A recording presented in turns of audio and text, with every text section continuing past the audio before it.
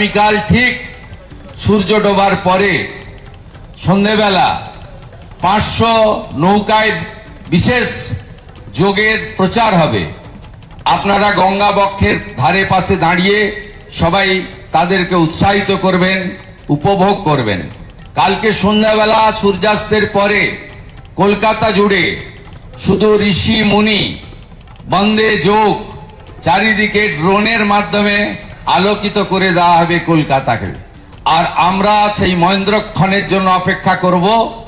12তম আন্তর্জাতিক যোগ দিবস ভারত সরকারের প্রধান কর্মসূচি হবে আমাদের কলকাতাতে, এবং সেখানে নেতৃত্ব দেবেন যশস্বী প্রধানমন্ত্রী নরেন্দ্র দামোদর দাস মোদী।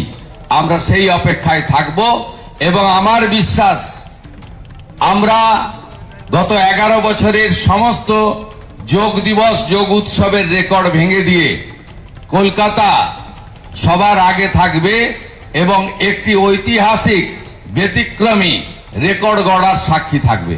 সকলে অংশ